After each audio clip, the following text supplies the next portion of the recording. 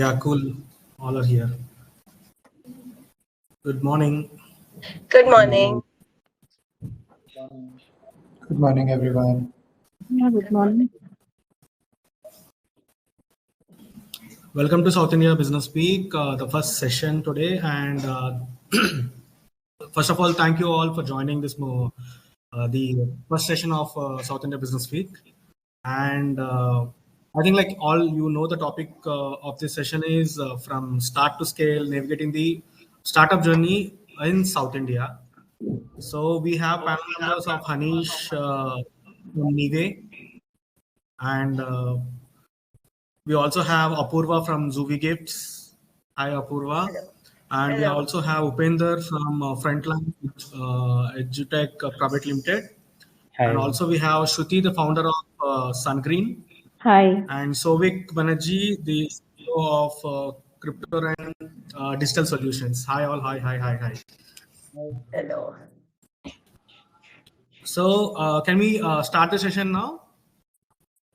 I'll start with Hanish.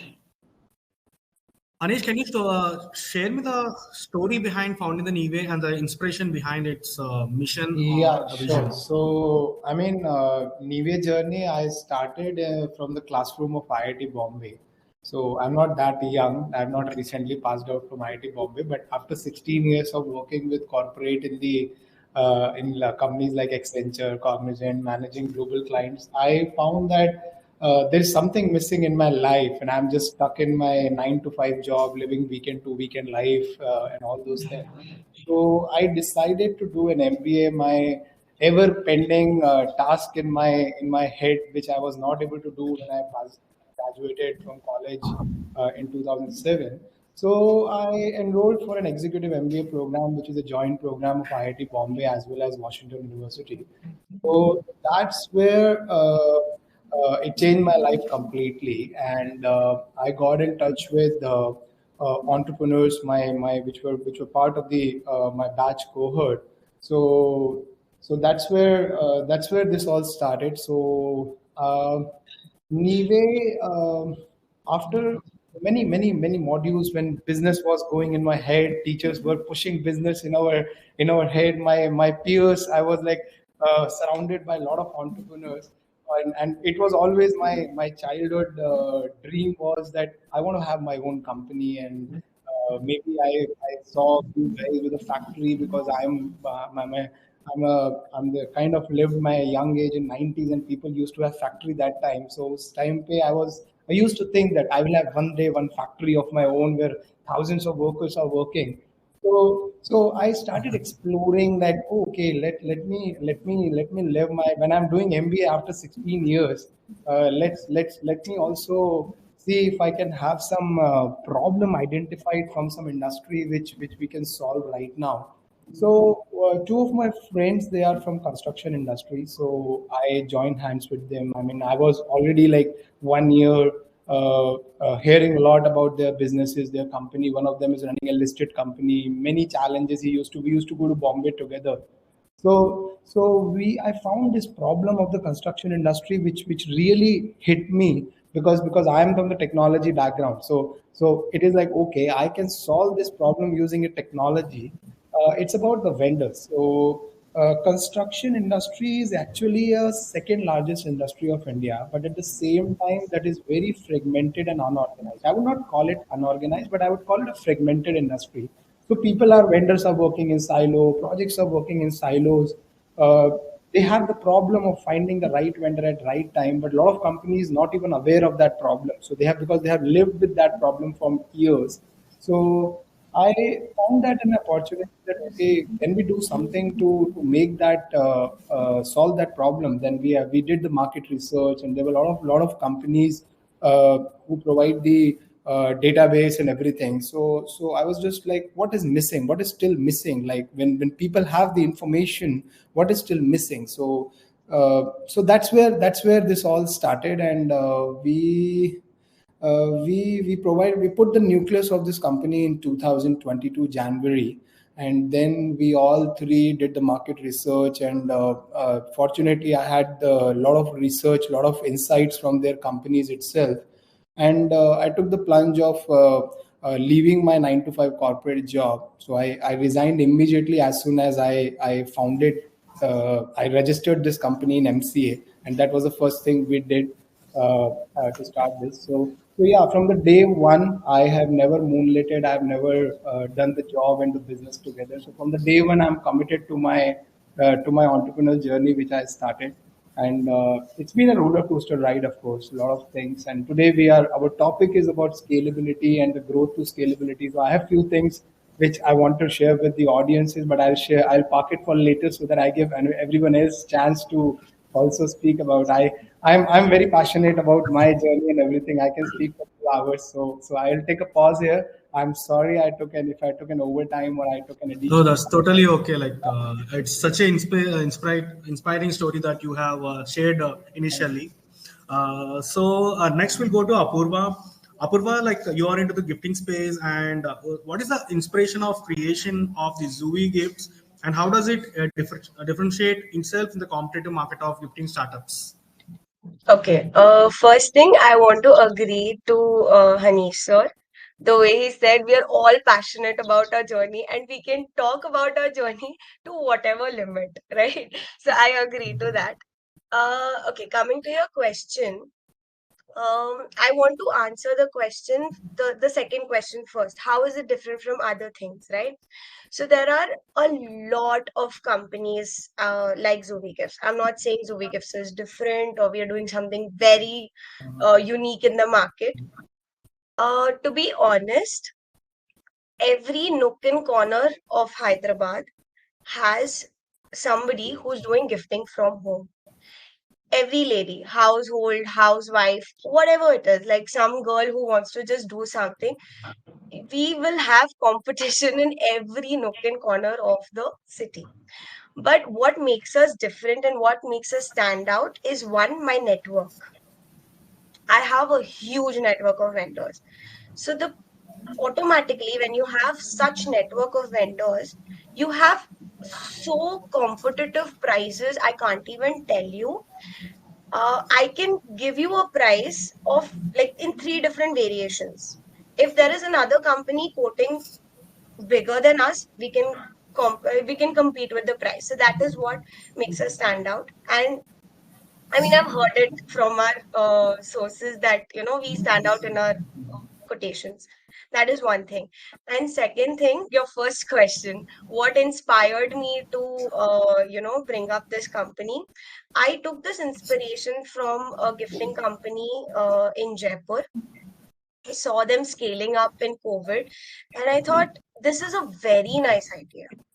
Gifting is something that is never going out of style. You will always want to give somebody. You will always gift something or the other to somebody you love. So that is never going out of style. And me being a Sindhi, I always want to do business that is never going out of time and space. So that's the inspiration that I chose. Ki, haan, gifting karna hai, because this is something that will stay and remain till you know, probably my grandchildren and their grandchildren as well. So that's something I wanted to do. So that's the thing. Hello. Yes, sir. One thing you said that there is a lot of competition, Apurva, but competition is good. Competition means that there is a market. Yes. Yes. And I love it when some company approaches me, All we let's say have. Apurva, huh? Sorry, go ahead. Yeah. So when some company approaches me saying we've gotten a quotation from so and so person, and can you give us a competitive price? I said, don't give me the quotation. This just happened yesterday. I said, don't give me the quotation. Don't give me the number. Just tell me what you want, and I'll see if I can compete with the quotation, and I'll see if my vendors are good or not. It's just a challenge every day. It's so nice to just go through it and like live it, and feel nice about your company. So that's something that is very, very exciting. No, like actually, we if at all we have competition, only it pushes us more to get it done. That's true. That's true. I Yes, agree. yes. So next we'll go with Upendra. Upendra, how does the frontline EduTech contribute to the education and skill development through its startup initiations? He's not there. Yeah, I'm here. Can you hear me? Okay, can I repeat the question? Yeah, I understood. Okay. So actually, we thought in COVID time. Okay, so I'm into software company. I used to work 10 to 7 job. So when COVID hit, I had a lot of free time. So I want to share my knowledge to fellow students because I'm coming from. My father is an auto driver. I came from government schools, government colleges. I don't have that much exposure to the education, especially technical part. So when COVID hit, when the world is sitting at home, me and my friend Krishna thought we want to share the knowledge to students in a different way. What do you mean by different way? Means a student can't sit in the classroom and listen to these 60 minutes, 90 minutes lectures and understanding the content is something nowadays students, not only students, anybody's attention span is very low. And first of all, if I start teaching a lot of theory, nobody will really care. But if I want to explain the same content through a mimic format, the entire Gen Z is sitting in Instagram. Okay. So what me and my friend Krishna and Ranjit thought, let us share the education through memes. Okay. So in 2020, we started a meme page. Only hardly 3 members we started. With an Instagram meme page till 2024, we got 1 million followers. Entire education, everything through mimic format, no promotion, nothing, only content and consistency speaks. That's what we believe. And entire AP Telangana, we are teaching the content in our mother tongue Telugu. That too, we are teaching content in a mimic format. So if I explain something like Newton's law 20 minutes, they'll not understand. If they look at a reel or if they look at some meme, they'll remember lifetime. Okay. So that's the motto. That's what we thought. That's what we thought our USP, and we started teaching in the early 2020s. Slowly, the traction got raised. First 1 year, we got 100K followers. Next year, we got 600K followers. Later, it slowly increased. Only AP and Telangana, all Telugu students following our page is 1 million. So this is the motto: the education in a funny way, where students sits and enjoys Instagram or Snapchat. There we are going in teaching in the understandable format. That's what the Frontlines EduTech motto. No, nice. Like recently, I saw your page actually, and I thought like you guys are creating such a great content. Yeah, and next we'll go to Dr. K. Shruti. Shruti, how does sun green contribute to the sustainability and the consumption through its startup initiations? Firstly, I congratulate Vinay. Thank you for giving this opportunity.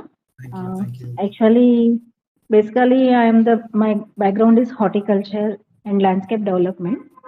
In this connection, we are so much of health conscious is more increase after COVID.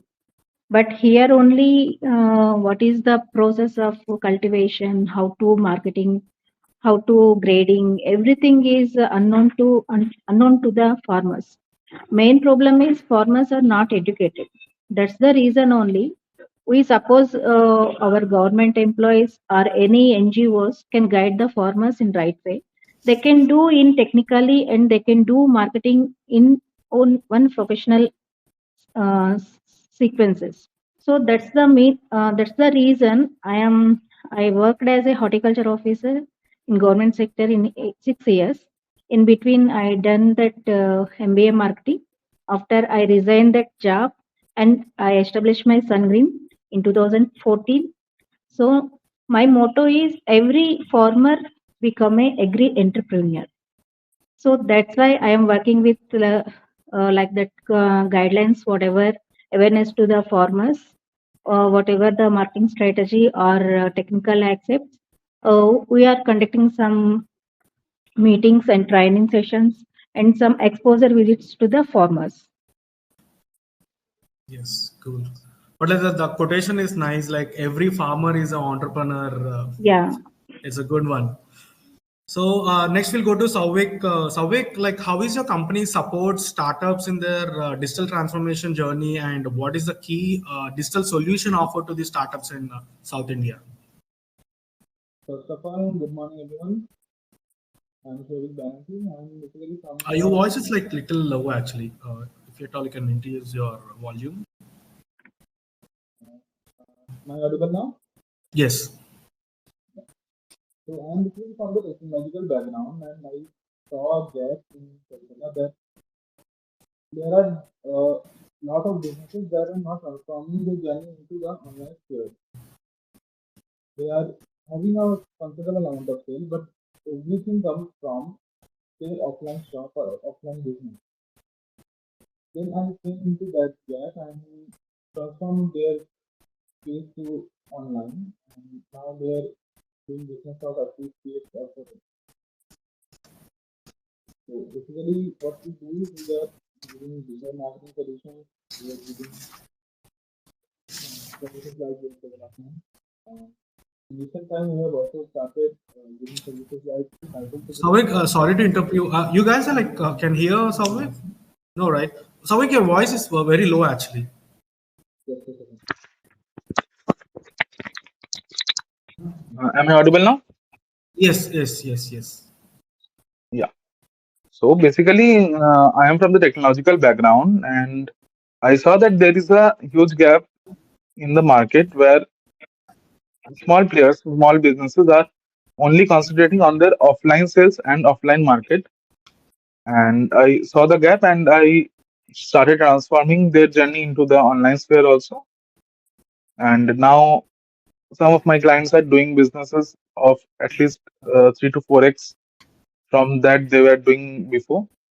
So what basically we do is we give solutions of digital marketing, solutions of web development, and for the last 2 years we have started giving solutions of cybersecurity also, where we test softwares and website of our clients, and we are trying to protect India's startup culture from any kind of cyber attacks, because by this decade we are very prone to any kind of cyber attacks. We can see that cybercrime rate of India has at least gained this potential for 120% from the last decade.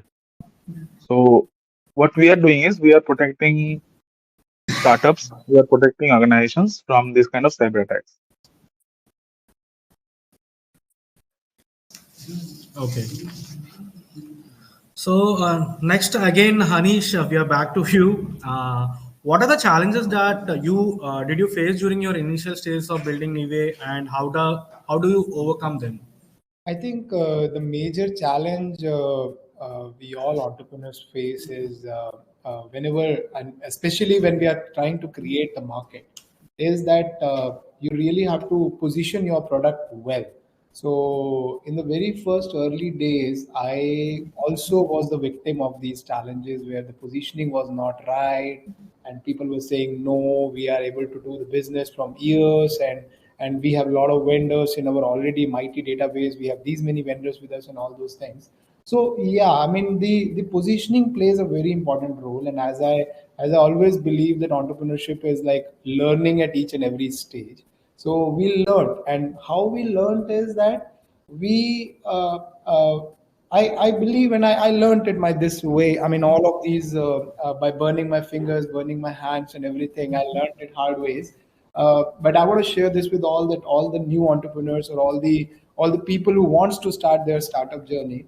Is like customer is God. Like, I mean, I have learned this from my childhood days when I used to sit in my father's shop. My father used to own a shop of cycle repairing shop. So I learned it since childhood that customer is God because he's paying you the money. But as a startups, as an entrepreneur, the new generation companies and all those things, when we came into the enterprise, I found a larger definition of that customer is a God other than just he's paying you, is like customer is the God. Whatever he says, you need to listen. So when you do what your customers are saying, then the success will follow you, and the customer money is going to follow you.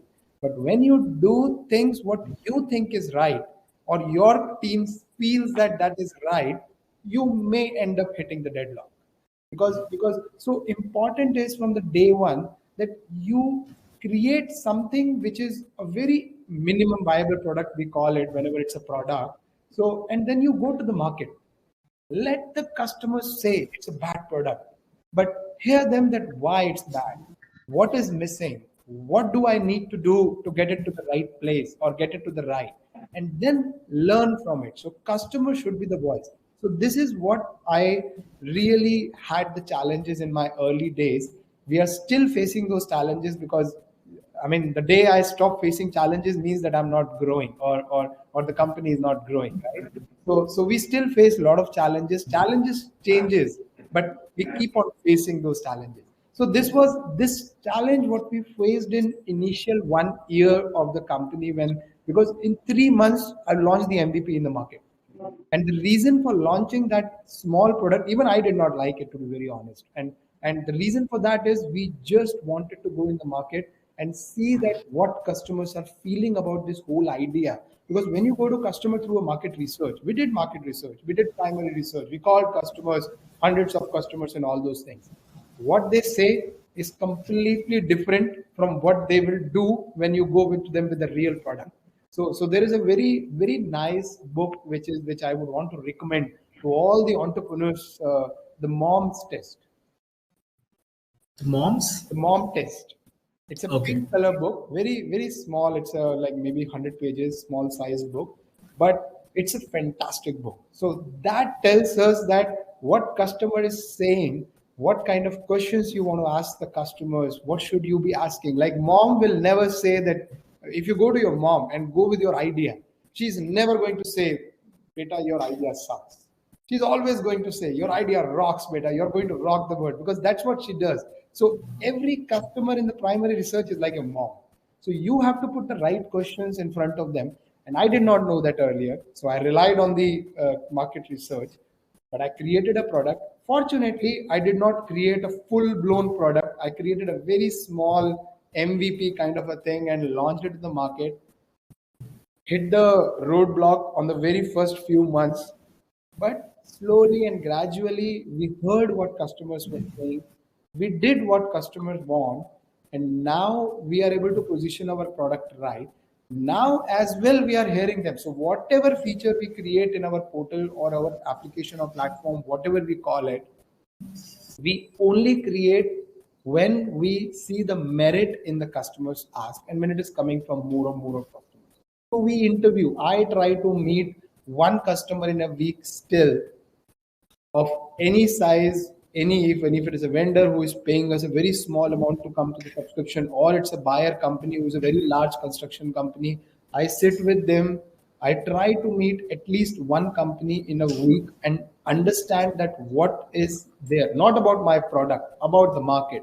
So that's what is something I wanted to share with everyone. I mean, when you ask this question, like this is Yes. very Yes. important, and this is very important that in the very first few years you implement it right. So there is a saying, like there is a book 0 to 1, but it is not actually 0 to 1. You have to come from -1 to 0 first, and then Exactly. Yes. Yes. right. And then another thing is that when you say -1 to 0, I wanted to say something and I missed it. I just forgot it. It's okay. If it comes back, I'll say that again. Yes, yes, sir. We'll come back again. And so, again, Apurva, like, can you share some strategies for building strong brand and a customer base in gifting industry, particularly in South India? As you told that you already have a good network, and I think like Right. this is a good question for you. Right. Okay. So brand building is a whole other subject, which I think should be taught in theory as well. I mean, I understand I'm somebody who is all into practicality and, nothing in the books, nothing on the paper. It's all just your experience and everything. But brand building is something that should be taught. Okay.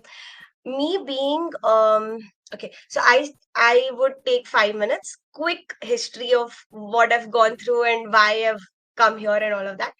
I started my journey. I was working for 3 years and I worked for 6 different companies in these 3 years. Okay.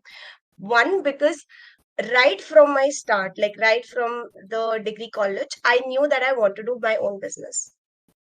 I was very clear in my mind, but I had zero knowledge on what do I want to do, which industry do I want to go in, And why do I want to do my business? I just knew that I want to do my own business because I cannot work with somebody else. In my head, I was only hearing things like, you know what, 9 to 5 job is very boring, it's very annoying, this and that and that. So I was like, no, okay, fine. I'll only do my business. But I didn't know what, I didn't know where, I didn't know how I'll start, whatever that is. So I started my corporate journey after my graduation, and I worked for 6 different companies in 3 years. So I used to shift 6 months, 6 months, 6 months. And I've never worked in the same position or the same sector in any company. So I started as a graphic designer. Then I joined another company as a business development manager. Imagine, graphic designer and business development manager, two different sectors. And I was very confident. I was not worried about my pay. I was not worried about anything. I only wanted to learn how different areas and different like how different companies deviate their sectors, right? So I knew technicality I'm okay with. I can do my graphic designing. Then I had this thing of opening an ad agency and stuff. So like, okay. But then for that, I needed a lot of experience and a lot of network for if you want an ad agency. I mean, of course, now a lot of questions have answered and everything is done. So now it's kind of, I wouldn't say easy, but kind of little less difficult than before. Like I'm talking 2017, right? So that time it was very difficult. If you do not have a network, ad agency wouldn't work. So that was my this thing. Okay, 3 years graphic designing, business development manager, sales. I used to literally go to people and get leads. That was not my area of study. I've never studied sales, but I knew I am very good at talking. If I am into a conversation, I definitely know that the other person will agree with me. I was sure of that.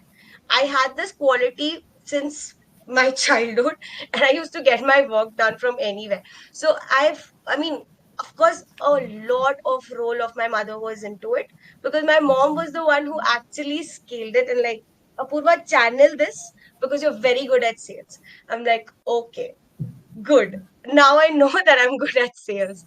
So I've learned everything. Now, your question was, So, like, uh, what are the can you repeat your strategies question again? If for the I mean, building of a I don't know strong if I want brand to. and a customer base? Right, brand building, right? Huh, okay. So, brand building is something that has to be taught. I've learned it from my experience. I've worked for 6 different companies, and I'm telling you, 4 of them have very idiotic brands, like very, very idiotic. I'm being very vocal about it, but they do not have the right channeling, or they do not have the right team to make their brand, but their product is mind blowing. Imagine, they have such good products. There was one company who does infographics. I was working for them as a graphic designer and a business development manager. I've gotten them companies like Skype to sign with them. I've gotten them companies like Nika to sign with them for infographics. They had such great product, but if I tell you the company's name, you wouldn't even know it. That's how horrible the brand is. I mean, that's how horrible their marketing is.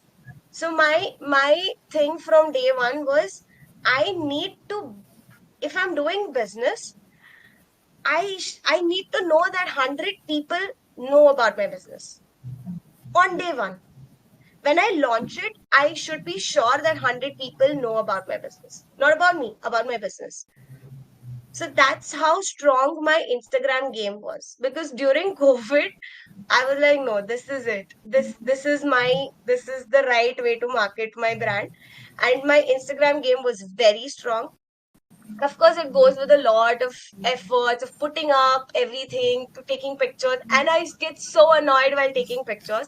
Now, of course, by God's grace, with the growth and everything, I have a photography team, but I was so annoyed to take pictures. I'm like, no, I don't want to take pictures, but at the same time, it's the effort that counts. And because of that effort, I am at a stage where if I go out now and I random stranger, I tell, I'm from Zuvi Gifts, and this is my company, that we like, oh, gifting company. So they know that, and I'm done. that thing where you can go to a random stranger, and this has happened with me thrice.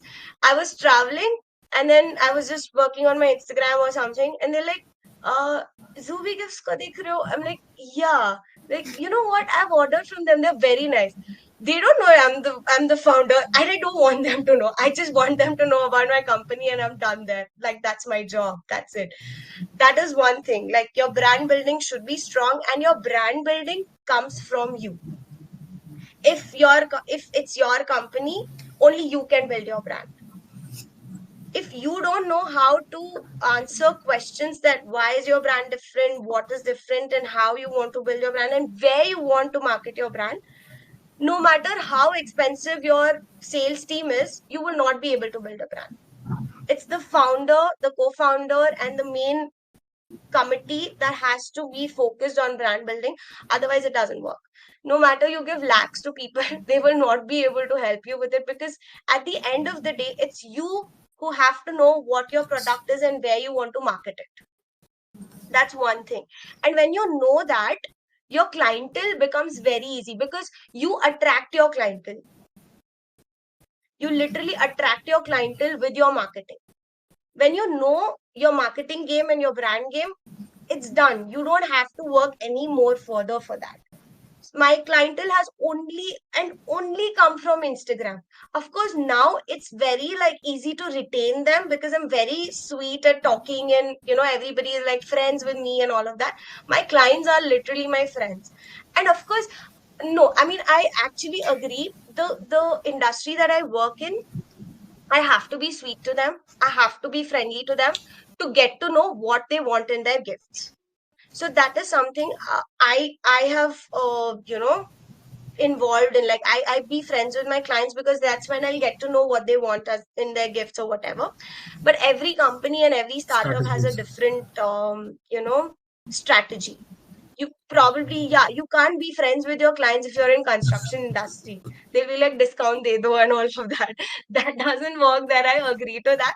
But yeah, your brand building should be strong, and it'll only be strong when you are marketing it. You probably can just sit with your sales team and say that this is where I want my marketing to be. It can be Instagram, it can be offline, it can be online, anything. But you need to sit with them and tell them that, bhai, jo bhi kar rahe ho, yahan karo. Because that's where my clientele is. So that is one thing. And of course, coming to networking, yeah, I mean, it comes with a lot of effort. It comes with,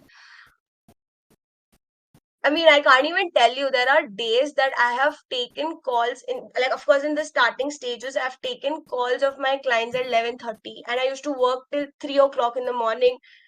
And I was not annoyed with it, but of course, that effort is what has brought me here. No, Yeah, I think as you say that that the should be struggle the is answer. real.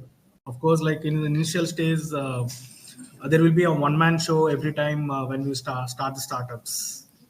I completely understand. And we also have Kadambari Rao Right, Batra. right. She's an author.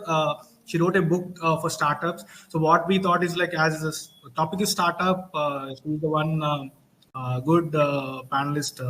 So Kadambari, like, we'll have a quick question on this. Like, based on your expertise in startups and the book you have wrote, what are the some key trends and some of the shaping the startup landscape in South India?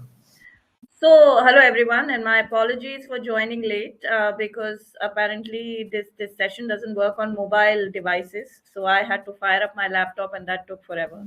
We're talking about technology, and that's a prime example of where there are gaps. Yeah. But no, so my background has been primarily, so I work in London.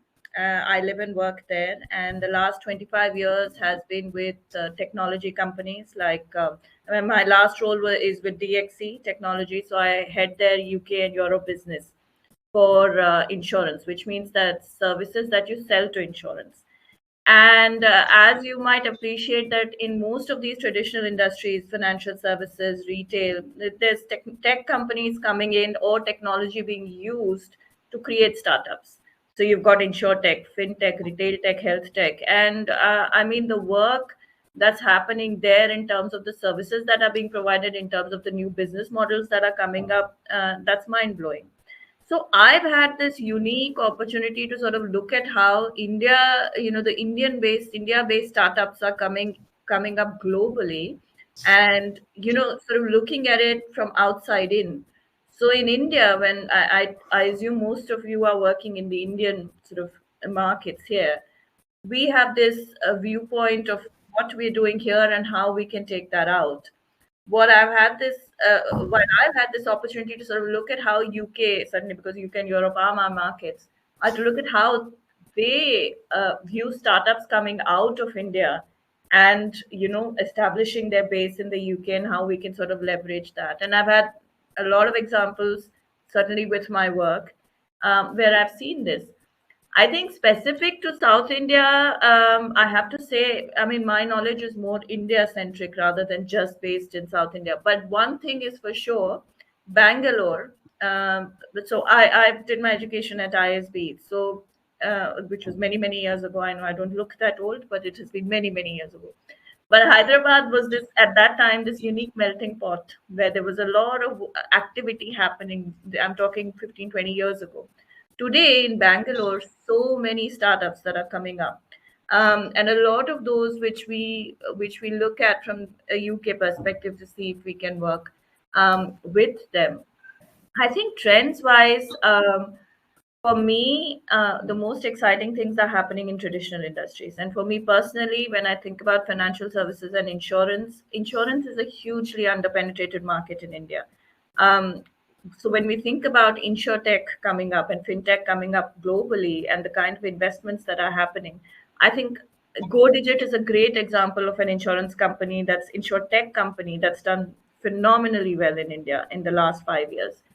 Um, this kind of The parallel that I look at is Lemonade in the US. The idea is to focus on underserved markets, and markets that are looking at having their processing time cut down to very, very small time slots, and also perhaps they are okay with not having a whole lot of human interaction, so a lot of the process being done using technology. And for that, I think the sort of our teenage market, the 20s, 30s, 40s, are the sort of the markets which are very, very open to looking at, okay, I'm very happy to look at an app and see if I can get a risk underwritten in 5 minutes for, I don't know, this pet of mine or this new house that I have bought. And I can't be bothered with signing a whole bunch of forms and going through a whole lot of jargon. I quite know what my risk is. You need to have companies that can actually deal with the demand coming from that end. So one of the key things that I have noticed is the changing demographic in India and the economic power that is kind of shifted to the 20s and 30s, who got the money and who got a very low attention span and are very happy using technology. This has not been exploited to the extent it should have been in traditional markets, is my view. Retail, I think, has done a brilliant job of it. When I go to Bangalore, I see there is a startup for literally anything you can think of. When Dunzo came into existence, I was blown away by the fact that there was an app that could help you fetch your laptop charger if you forgot it at home. This was the sort of thinking that was like, to me at that time, this I'm going back 5 7 years now. To me, it was like, how amazing is that someone has identified this gap, but more importantly has been able to satisfy that demand. So it's very good for us to think, I've got this $1 million idea and I'm the next Richard Branson or Sir Alan Sugar, and I've got my unicorn ready.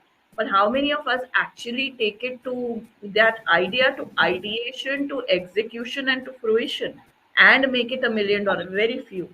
So hats off to the Dunzos of the world who thought that, I forgot my laptop charger at home. मेरे को तो charger मंगवाना है, मेरे पास तो driver नहीं है, बैंगलोर का 1.5 घंटे का ट्रैफिक कौन झेले? Hello, Dunzo is there to do it for you instantly for a very, very low price. They were able to do this and do this successfully. I don't know if they were able to replicate it in other markets, but certainly there was a small success story there. And there are millions of others. COVID, I think I just joined in when Apurva was talking about her, her company. COVID has spawned so many. I mean, my book came out during COVID because I wasn't working and I needed my mind to sort of be put somewhere. I had a book which is picked up by Sage Publications, and here I'm plugging in my book here now. So please go to Amazon and buy the book. But COVID gave us the time and space to really think about things that could be done.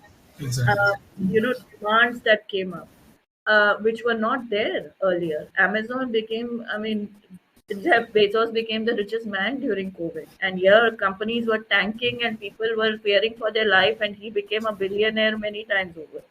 So COVID did many, many positive and negative things. There is a lovely, I reference that in my book, but there's a lovely article on how the startup uh, world, so the investments that came into startups just before COVID, how they were during COVID time, and now actually it's not a great time for startups to be because people are pulling back investment. And during that, so I'm part of a committee at ISB where we mentor startups, or at least we certainly give them guidance on how to go along.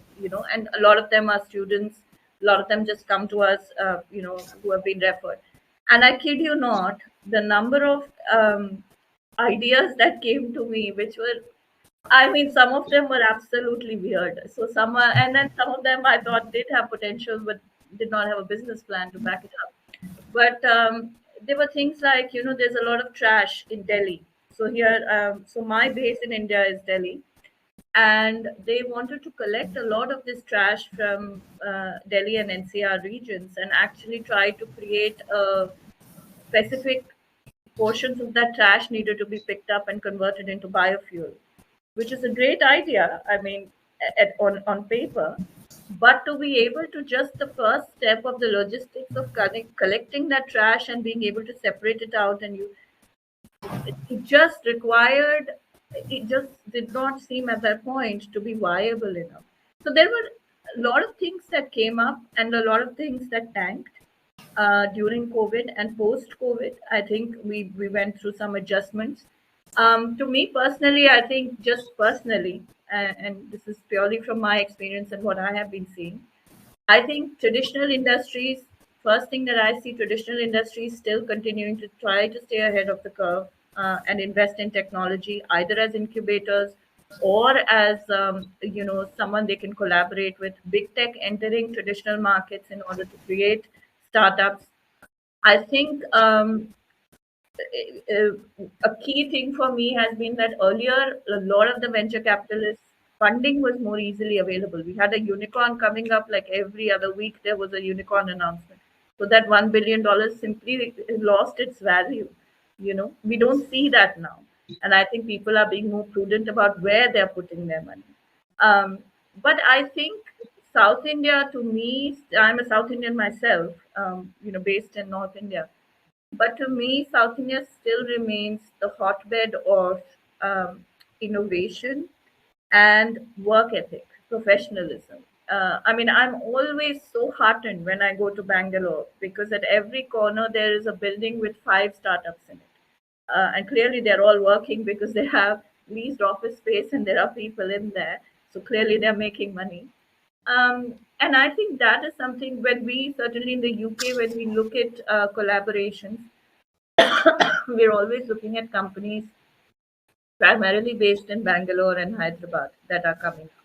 So again, India in general is looked at as being innovative, as being a place where labor is available, that works hard, is intelligent, does not have language issues, and is able to deliver the work. And that I think translates to the startup world as well, especially in markets like UK and Europe, which are not exactly connected with innovation. I think India sets a great example, and South India sets a great example of, being the Silicon Valley of Asia. Really, I mean, China aside, but then China is a whole different, conversation. But when you think about what India is contributing, so that's my point of view. Sorry, I think I've rambled on long enough. I must have That's okay. other That's okay. to speak. So basically, we have scheduled till like 11:45. Is that okay? Like I can extend till like 5-10 minutes. That's okay, right? Yeah. So like next, Souvik, I'll ask you the question. Like, can you share some success stories of the startup that you have leveraged them through your digital solutions to scale their business. Yeah. So basically, am I audible now? Yes, yes, we can. Yeah. So basically, the startup that I have worked with, they were very small at the time when we started working with them, and they had increased their revenues by at least 4 to 5x by just implementing online solutions to them, their business. They were previously working only in the offline market, and when they moved online, because they didn't have a team to be managed for the online presence of their company, and in the sphere that we helped them to gain an online presence and do business in the online sphere and implement technological solutions into their business, we have seen companies with an average increase of revenue of 4 to 5x, and some of the companies that I have worked with has even faced 10x revenues after getting onboarded with us. So by that, what is your favorite industry that you want to work with every time? See, as a company, we don't have any kind of favorite industry. Every client is a good client for us. We offer customized solutions for every client, so every industry is a good industry for us. But if you still ask me that a particular industry that I am more interested in working with is particularly fintech for right now, because India has a great market for fintech. Exactly, exactly. Yeah, thank you. So, Upendra, like the next question is for you. Can you explain me the successful educational programs or technologies developed by your company to address the need of the learners in South India? Okay. So entire education program we at Frontlines developed is based on their understandable format. First, our successful motto is students should listen to their mother tongue. Okay. So whatever we speak in English or Hindi, if I'm a North guy, being Hindi is comfortable. Being down south, AP and Telangana, people are so comfortable at Telugu. Yes. So if I start teaching them in Telugu, it's straight go into their brain. That's the first point. Second point, obviously, memes and reels where the Gen Z attracts. Okay, we'll work a lot of like literally we work 24/7 to create content, especially in a mimic format. There is a team continuously sitting for them. Every concept, any complex concept, will break down them and we'll try to like say whenever Pushpa got hit all over the world, we'll start teaching the technical concepts into Java. There is a concept in Java, object-oriented principles. We'll take each and every principle, we'll try to correlate with Pushpa features. Student will never forget at any cost, whatever pressure, anxiety he is carrying it.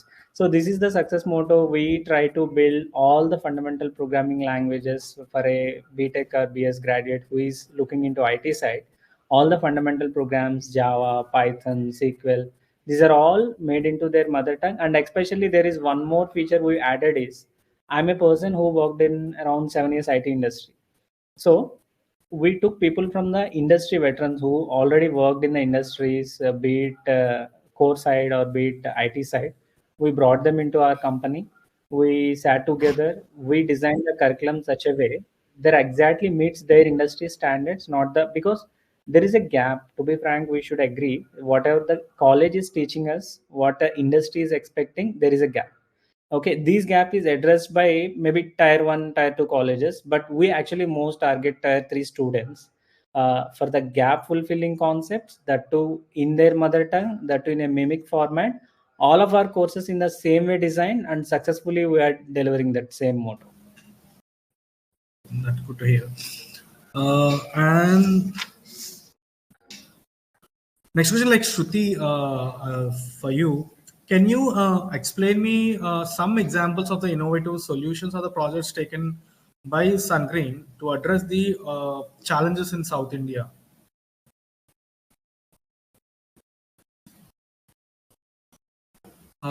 Shruti, your voice is not audible. Okay.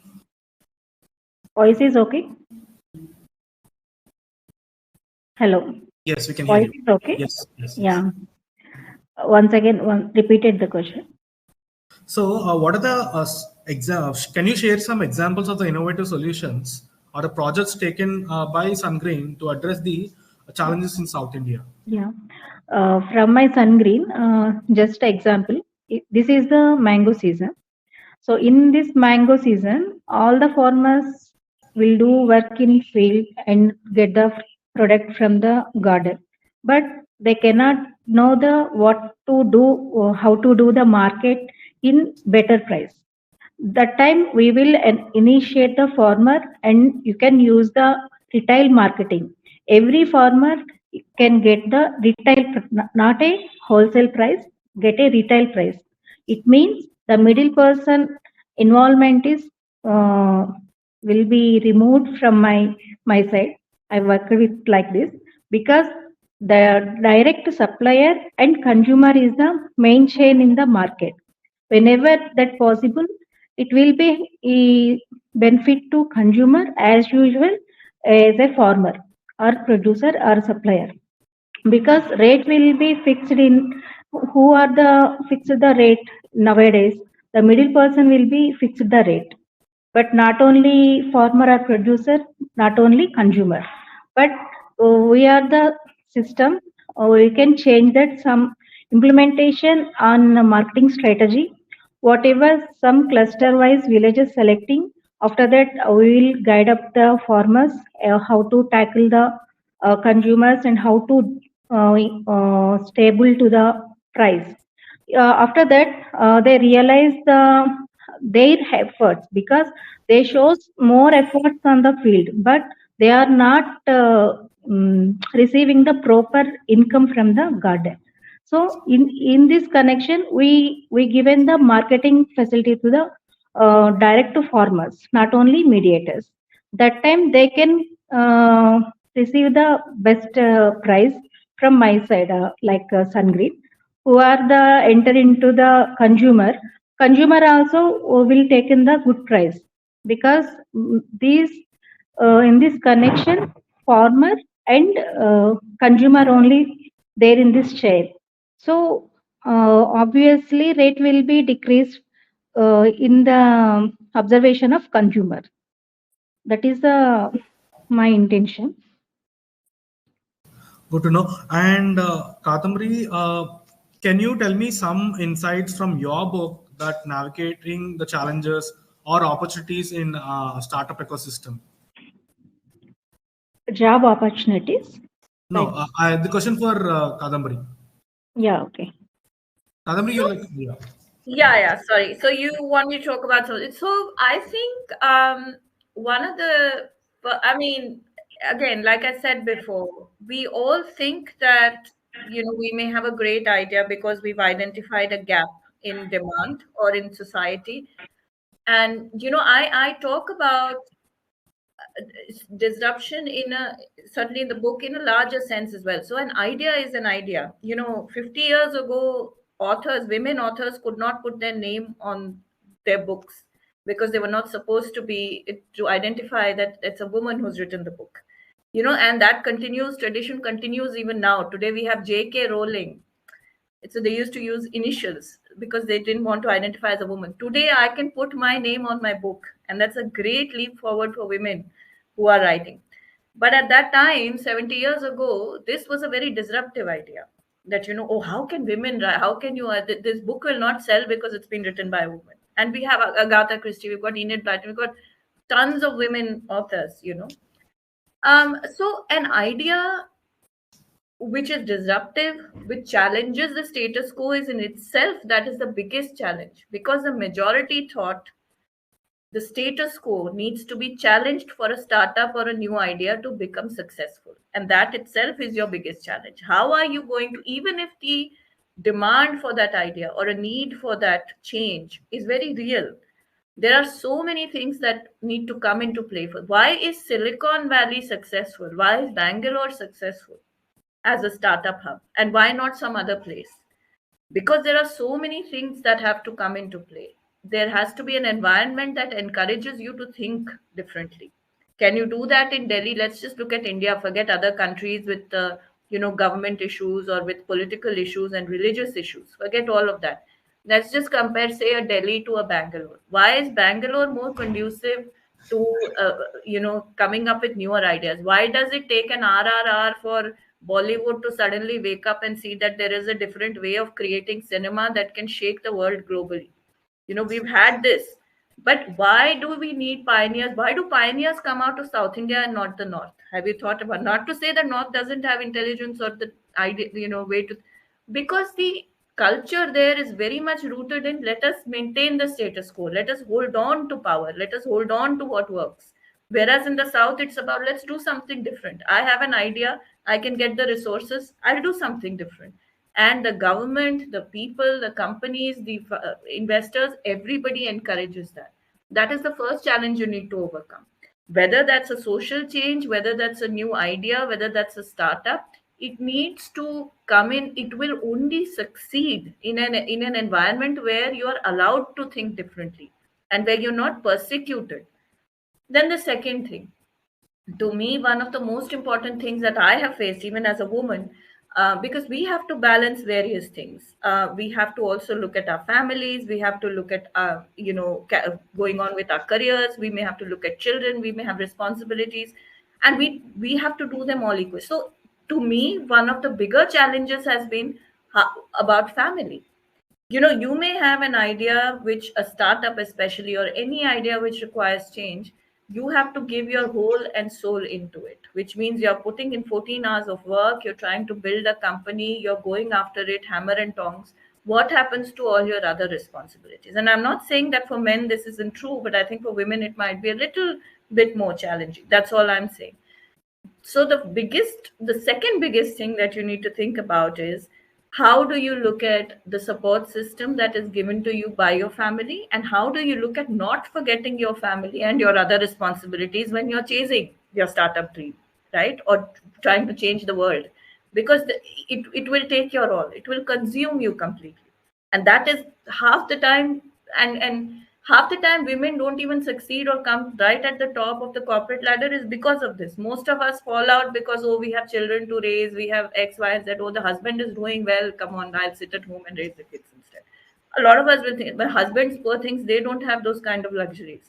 A husband can never say, okay, now you work, I'm going to sit at home and read. Somehow in our culture that is still not, we haven't evolved to that extent. But that's a discussion for another day.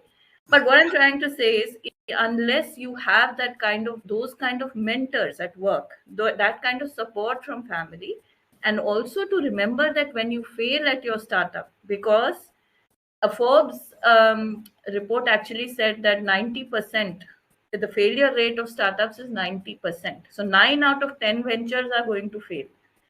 That is the third challenge. How do you come up after a failure?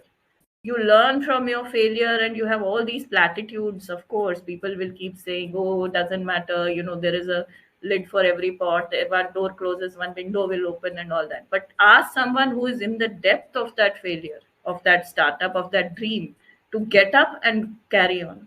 Very, very difficult. How do you overcome that? So that is the third understanding. Now, there are various things you can do. You can look at how, your pioneers before you, what are the challenges they have faced, what are the learnings. Let's not reinvent the wheel. Let's look at what support I can get from mentors and people who are doing well. Maybe I can look at, how do I raise funding? A lot of us start with startup ventures, we bootstrap it, we give in our own money, we take loans based on we take up from our savings. And that's not a good position to be in. Most of us are working so that we can pay our mortgages and send our kids to school and, have some pension at the end of the day.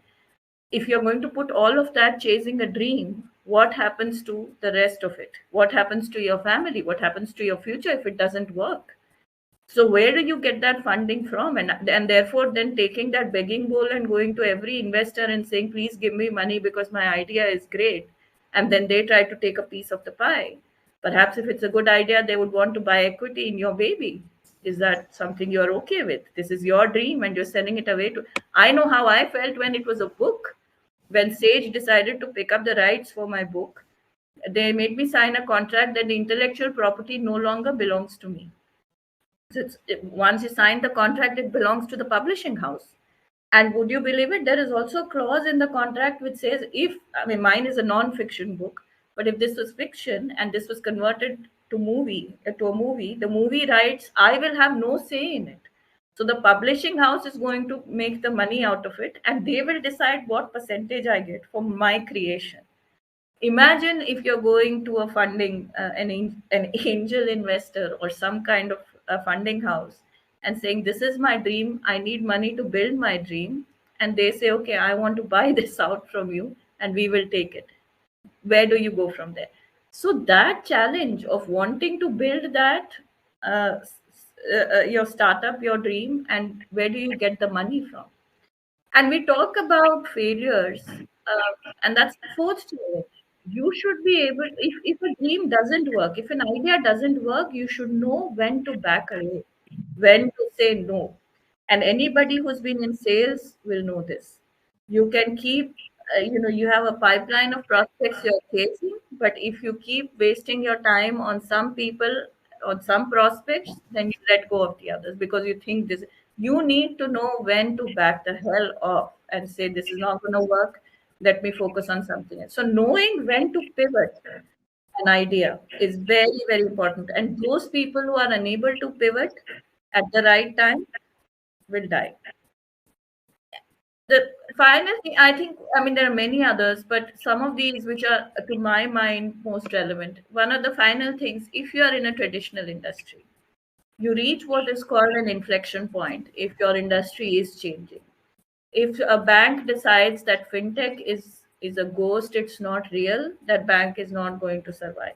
If an insurance company thinks that technology is not going to come into insurance, and people are continuing to buy their friendly neighborhood agent, they are going to buy their policies, that's not going to work, because things are changing, the demographic is changing, and technology is omniscient, it is present everywhere, it's omnipresent.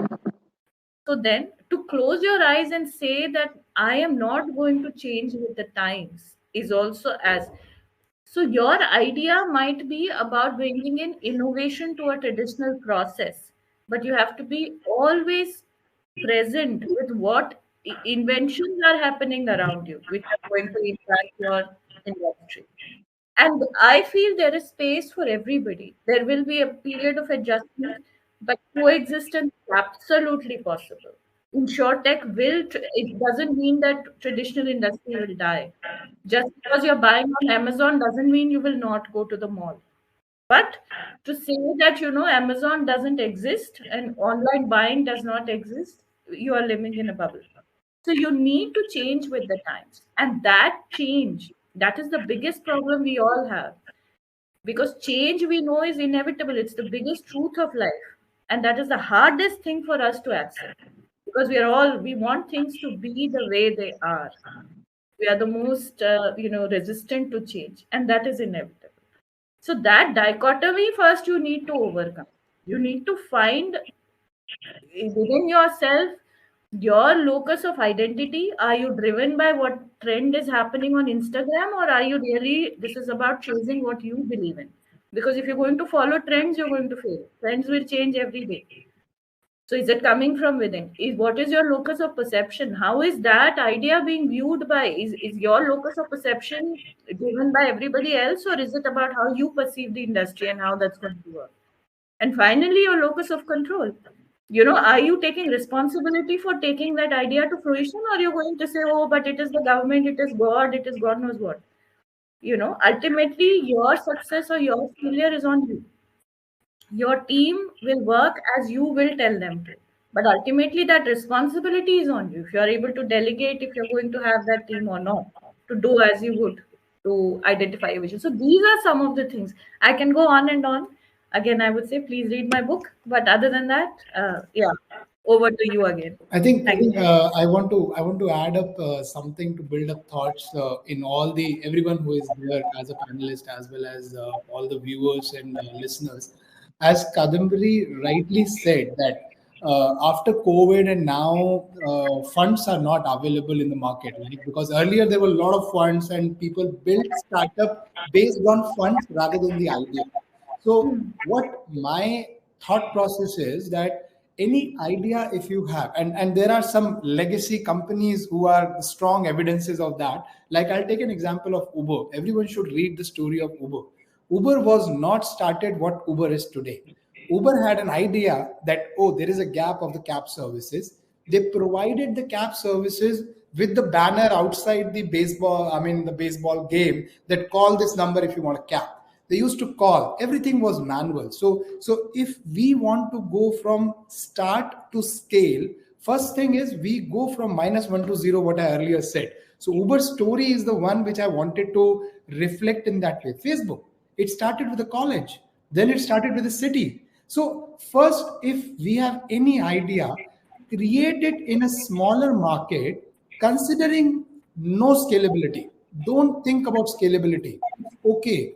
It's okay to fail at the earlier stage. Get 10 customers, create 10 customers, because money from customer is always more valuable and far better than money from any VC. So, and VC money is going to follow when you have money from customer. Absolutely. You will not have to go to 100 VCs. Maybe multiple VCs are going to reach out to you to say that, tell us about your idea, tell us about your business. So growth and scalability, definitely we need capital. So for capital, we need to go to the right people, which are the VCs, which are the Series A funding, Series B funding, Series C. But before thinking about the scalability, we should always think about, are we able to generate it as a business in the smaller market, not a scalable business, but a smaller market. So Absolutely. Very important. Absolutely. I think that a concept that, pilot it. And if the pilot works, then the project will anyway come. For anyone who is in IT understands that. Yeah. And I think proof of the pudding as well. And I think some industries or some business ideas might be better off than others. So, for example, using social media as a sole source of sales, and you cut down on most of it and try to, most of sort of our normal human, people on the ground, boots on the field kind of sales, and you're doing a lot on. So some actually work very, very well, and you have these whole online companies and business empires that have been built based on that. And some don't. Some will need that kind of funding initially if you're thinking about manufacturing units and such, for example, where you need to set that up in order to, get your idea off the ground. And I think on the point of pivoting, Hanish, another good example is Amazon itself. Yeah. I mean, they began as a bookseller. Look at what they went up. So, And we have one of the panelist member who created the page, memes page. So exactly, we all know social media, we all use Instagram, we all have seen how the page followers increases gradually, organically. So startups also work the same way. Started with 3 members. He started with 3 followers. Now he has more than 1 million followers. And there is no way that you can bring followers on a gunpoint. You have to deliver. They will automatically come and they will start coming to you rather than you reaching out to them. You just need to focus on your idea. You just need to focus on your execution. Be patient. Yes, as Kadambari also said, we all get consumed into it, impacting our families. I face that challenge. I have a daughter of 7 years. It's now from last 1 year. I manage my time. I have a difficulty giving her time, but it's all okay. It's all okay. I give my time to her, whatever way we have to manage it. So we have to juggle between a lot of things, business challenges, ghar ke challenges, then everybody demands your time and all those things. But that's what an entrepreneur is. Like when you learn how to manage everything around you, you have become a successful entrepreneur. And this company or another company, that's going to work. Maybe this one, maybe another one. But one day, there is going to be one successfully company we will own if we know how to manage ourselves. That's it. That's what I wanted to share. And that was which came into my head, the Uber story, which I forgot. Which I've also written about in my book, by the way. I have referred to Uber. It's absolutely there with the numbers. Yeah. So, yeah. That's great. Yeah.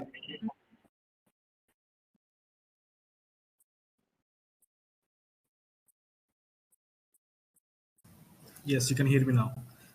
Yeah, basically it's a 45-minute session, but we did like almost more than 1 hour. I think like it was a insightful session. I hope so. But yeah, thanks you guys. Thanks for joining. Have a great day. Thank you. Yeah. Thank you, everyone. Thank you, everyone. Thank you. Bye bye. Thank you. Thank you. Bye.